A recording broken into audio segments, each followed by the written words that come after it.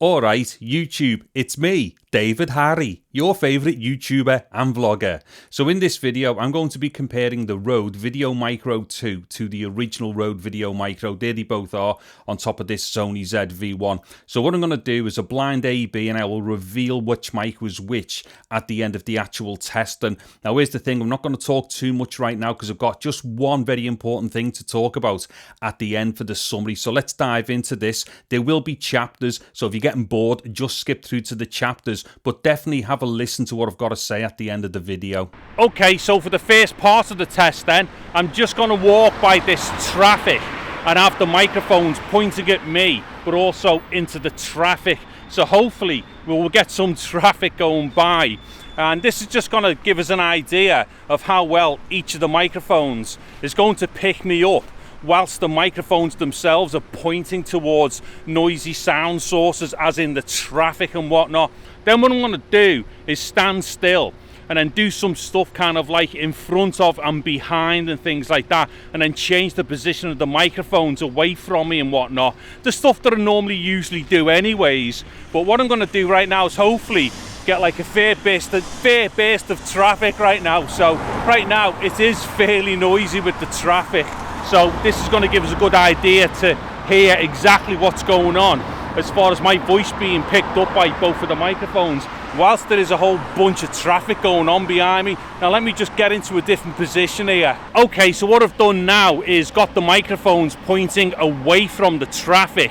So basically the mics are pointing at me, traffic is behind the microphones, and in this instance I should be getting picked up like the best I possibly can from the microphones. And now what I'm doing is talking directly behind the microphones. So obviously the microphones in this instance have got a much better chance of picking up the traffic because that's in front of them. But due to the pickup pattern behind the microphones, I still will be getting picked up to a certain degree. So it's going to be interesting to hear which of the microphones is going to be rejecting me more from behind, whilst they're going to be picking up the traffic source from the front. Alright, so I'm into the park now, and we'll still hear a bit of traffic in the background and what have you, but hopefully nowhere near as bad as it was just then. And hopefully it was bad. I was actually hoping for more traffic for that type of test, but it goes in spurts and stuff because it is at a junction with the lights and whatnot. But hopefully there was enough there to give us a good idea of how both the mics were responding. Anyways, what I will do, just for this section, I will talk a little bit about the camera and the setup, just to give me a little bit of length of dialogue. So what I've done here, I've locked off the camera to a 50th on the shutter. I'm shooting at 25 frames a second, and I've locked off the ISO to 400.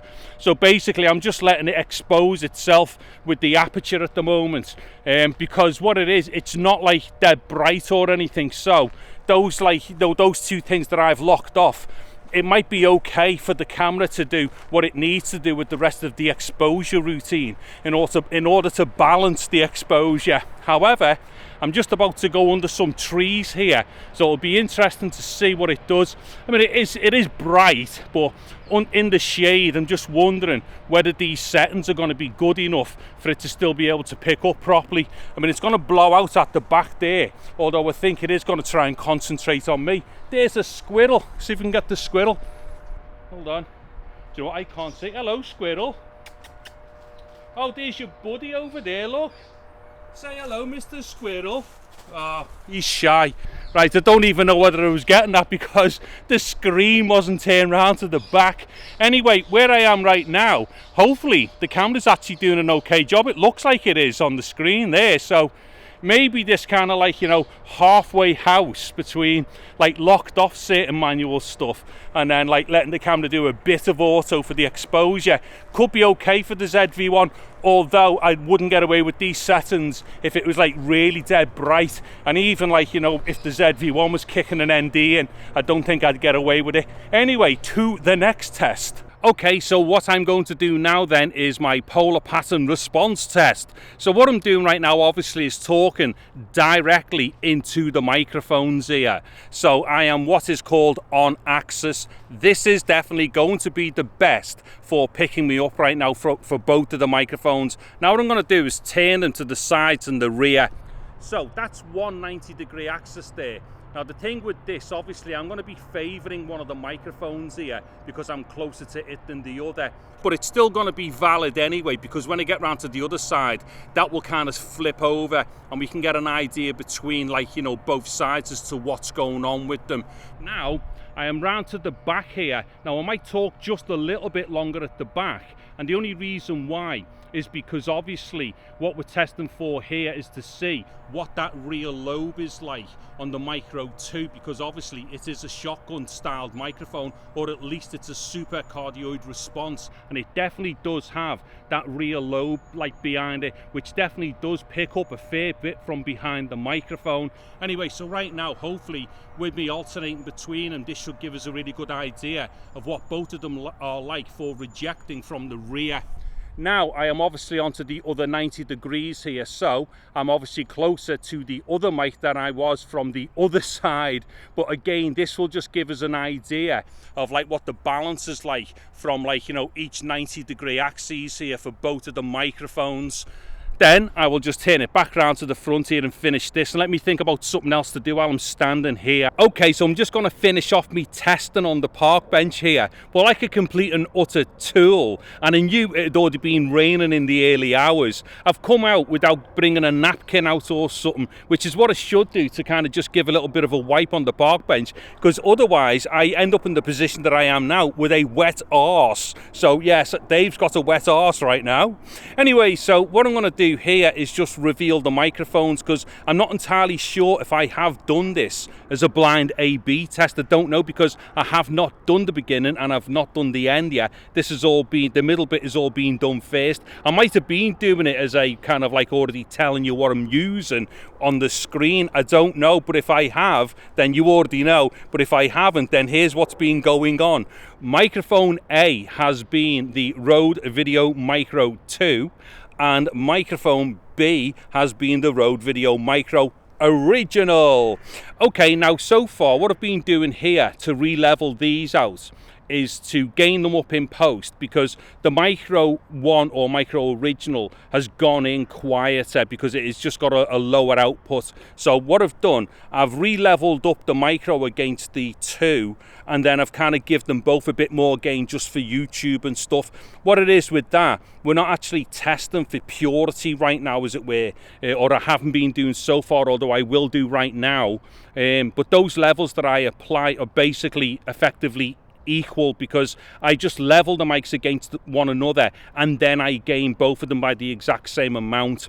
Anyway, so what I'm going to do, I'm going to just go to the recordings exactly as they were recorded right now, and hopefully I might be able to put up some metering so you can see what's going on. So right now on the screen you should be able to see some metering from Resolve, and what this is going to show you are the exact levels of the recording as they've gone in. So there's nothing like no like nothing added or nothing taken away at this point as far as levels are concerned. So basically everything's just 0 to 0 across the inputs to the outputs.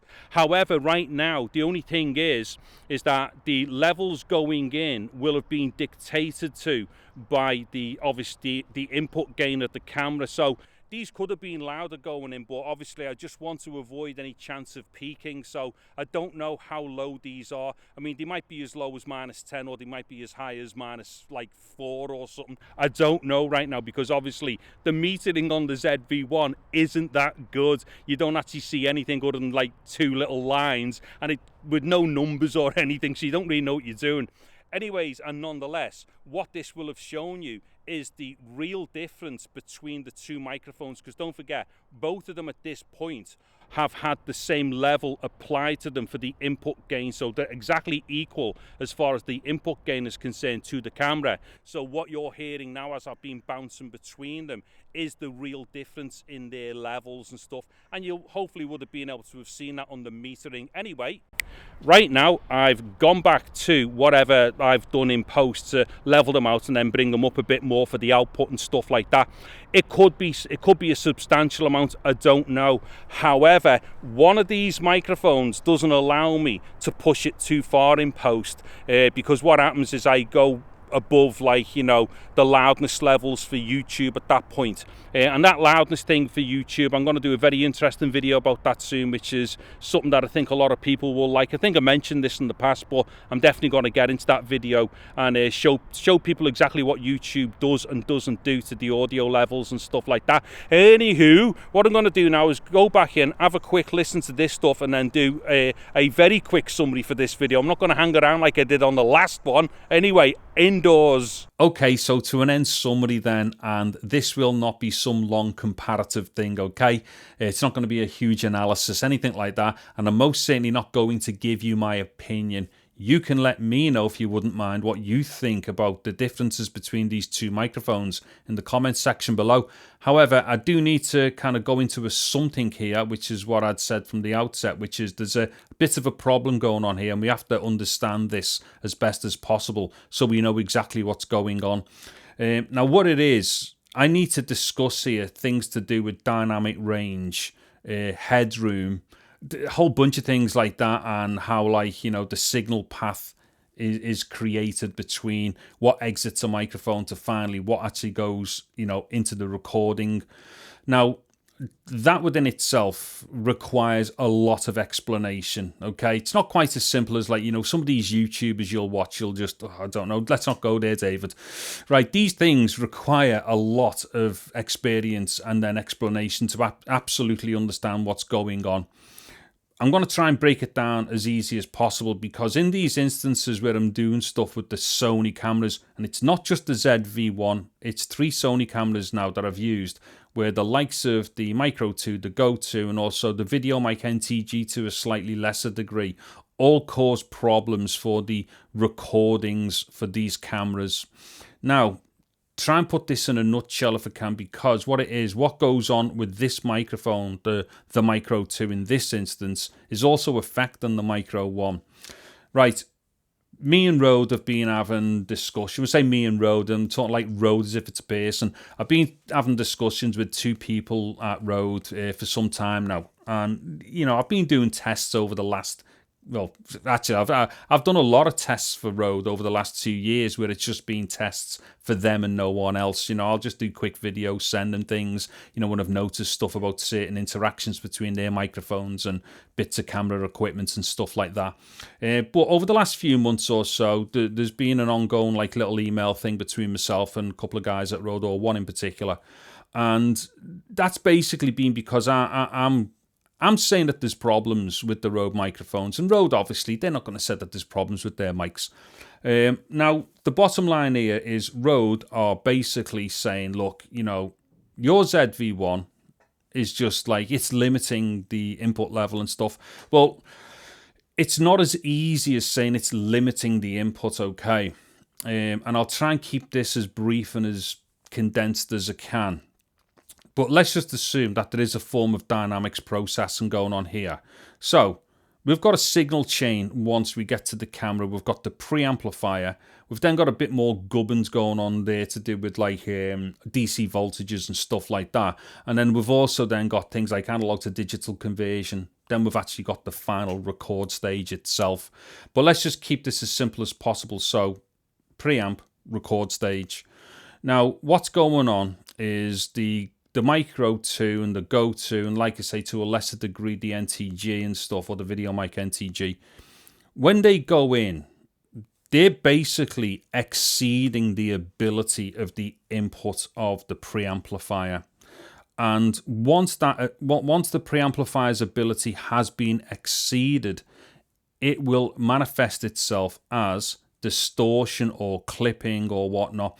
I mean, the people use varying words and phrases to describe these things, but basically, once you go past the dynamic range of something, either in the analog domain, or once you go past, say, the 0.30 in the digital domain, it's pretty much the same thing. What we're doing, we are exceeding the abilities of either side at that point. Thing with analog, it can be a bit more forgiving once you start getting close to its peaks and stuff, or its peak dynamic ranges and things like, or headroom. Digital is different. That'll just, if you're working through 0, it just goes. There's no, You know, there's no kind of softballing it in, as it where it just goes. But in that, you know, to keep it simple, once we get past 0 on both, let's call it 0. Once we get past 0, we're screwed. That's it. We've gone into clipping, distortion, whatever you want to call it. In this instance, we'll call it clipping, because clipping typically is how you would describe those like momentary peak transients that we get. Those bits where just one little very slight part of a word or a noise or something can just exceed that particular 0 point or the maximum just very briefly. We'll call that clipping in this instance, and realistically that's what it is. Well, what it is, Rode is saying that there's a limiter going on with these Sony cameras. Well, I agree with them, there probably is, but it's like Rode are kind of saying, well, that's the problem. Well, it isn't. The thing is, the limiter is specifically there to stop things from exceeding and going past the point, hence limiter. That's what they do. What's going on here is that the limiters are just making the point worse from what's coming from the back of, like, say, the Micro 2 in this instance. So what's happening? The Micro 2 is sending a signal in, which the preamplifier of the ZV-1, the AX100, the A7 Mark III, and I'm going to hazard a guess it'll be a bunch of other Sony cameras, it's sending in a peak voltage when it hits those, like, peak transients. At that point, these cameras cannot handle that input, okay? So whether there's a limiter there or not, we've already exceeded the maximum dynamic range for the input of the camera. Now, the limiter is probably just trying to kick in to protect 0, but once the actual signal has exceeded the dynamic range, the limiter will only be limiting something that is already peaking or clipping or distorting, right? So at that point, what we're seeing or what we're hearing are the effects of the maximum dynamic range being exceeded at the preamplifier, which obviously then means that even though those record levels don't hit 0, so technically, obviously, the recording itself doesn't actually clip because it's below 0, but we've already exceeded the dynamic range of the preamplifier prior to that point. So whatever issues we have here will be reflected over here regardless of how perfect the recording itself was or the recording level. So yeah, what we've got is a system where we've got a problem at the start which just continues right the way through. That problem is caused by the maximum output coming from the back of the microphone, in this instance obviously the Micro II. So just give me one moment. Okay, sorry, I just had to free up some record space on the camcorder because I talk too much. Okay, so let me just try and summarize a bit better now. Okay, so I've basically tried to explain that what's going on here is that we've exceeded, like, you know, the maximum dynamic range, and that basically results in clipping, distortion, whatever, or even no matter how momentary it is, it exists.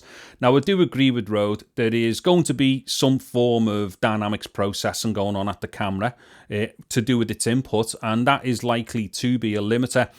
The other thing here is we don't really know where that limiter is happening, but regardless of the type of limiter, its position, it doesn't really matter at this point because we have already overdriven and exceeded the dynamic range of the input. So the limiter in this instance is pretty much ineffective, to be honest, and it doesn't necessarily, it's not the cause of the problem. The cause of the problem is obviously the output voltage of the microphone exceeding the input stage of the actual preamplifier.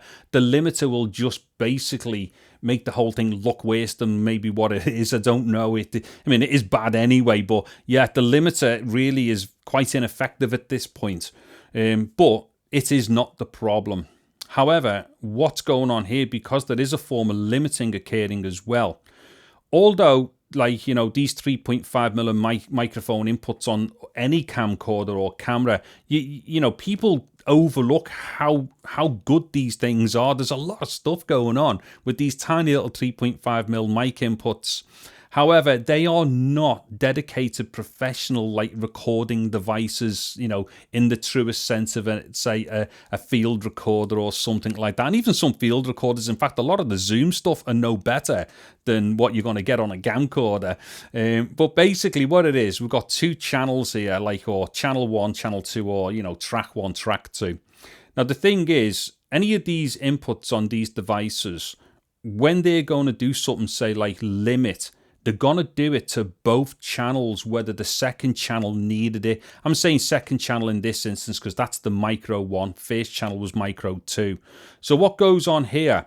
When this limiter kicks in, which is pretty much redundant at this point because we've already battered the input with the peak voltage from the Micro 2, but the limiter kicks in on track 1 for the Micro 2. But also because it's a ganged limiter and it's not independent like two-channel limiting, it will apply the exact same thing to both channels. So even though the Micro 1 on track 2, for instance, went nowhere near 0 in the record level, although before that it went nowhere near, like, you know, peaking the dynamic range of the preamplifier, because the limiter has already been triggered by the Micro 2 and the limiter applies equally across both of those tracks or channels, it also affects the Micro 1. Now, we don't hear distortion on the Micro 1 per se. I mean, the Micro 1 will still have, you know, certain little roughnesses to it and stuff like that, but it didn't require the limiter to be used. However, the limiter will have been used. So even though the Micro 1 was nowhere near exceeding the dynamic range of that input, the limiter will be pushing and pulling it a little bit as well. So the limiter's doing this in this instance. It's right, so you got two levels here, and if it was the same level on both sides, it would be doing the same. Everything would be responding the same. So when everything's coming up here, the limiter will have a hard stop on it. In this instance, there's a hard stop somewhere down here for the Micro 1. What I'm getting at here is, due to what's being triggered by the Micro 2, we still don't see the full dynamic range of the Micro 1 in what's going on here. So those levels, when I was showing you the exact level difference between the two of them going in, they were actually wider than that. That difference is wider. It's just that the limiter was basically falsifying, as it were, the true peaks. So whatever you might have thought, well, hold on, those two things do sound quite a lot apart in like level and stuff. It's actually worse than that. The Micro 2 is even louder than what you would have perceived there. So that is basically, that is the nutshell, actually, what I was trying to get at. In this video, it still hasn't been a true representation of the difference in loudness between the two microphones. However, what I will do is I will do a video as soon as I can on a system which doesn't do anything or introduce any extra limiting or dynamics processing, and I will do a better example of the true differences. Don't forget, this video here wasn't to show you the difference in the output levels. It was just to give you a comparison of how they sound. But I will do a video which is going to be very true to the recordings of both of them being like applied the same things in the same way, as it were. Get your English right, David. And in that instance, we will definitely hear the true dynamic difference between them within their dynamic ranges, because it is more than what you heard in that video when I gave you the true input levels and stuff. Anyway, yeah, this is dragged on. Look, what it is, I've got to apologize here. It's really difficult to talk about just one aspect of anything to do with audio or video, because you never have just one isolated thing with these things. There's other things that affect them. You know, and when you've been involved in these things for over 30 years professionally and stuff like that, you kind of take a lot of things for granted. So when I talk about certain things, I will say things in a particular way where somebody else who might have been, say, a sound engineer or a video editor or something like that, they will understand that immediately. But in order to try and explain these things to people whose like, that's not their job. They just want to pick up a camera or a microphone and have a laugh. Do you know what I mean? You don't really want to understand all like the background to these things. However, you know, there's a lot of background even to the most simplest of issues, like the one that I'm trying to explain here. And so that's the reason why a lot of my stuff rambles. And the reason why is because, bottom line is, I've got way more experience than most, and I'm going to say it, most of those clowns on YouTube who can't actually explain what the problems are. I can, but the problem here is that it takes too long. Anyway, that's the reason why these videos ramble a lot, is because, you know, there's a lot of things that need to be understood, you know, so that we can get a true, clear idea of what's going on. So on that basis, I'll round this up. I'm going to try and do a video as soon as I can, where to give you a better description of things like dynamic range in the analog domain and in the digital domain, and how they affect one another and things in between. I'll leave it at that. I'm David Harry. Thank you very much for watching this video. Take care and goodbye now.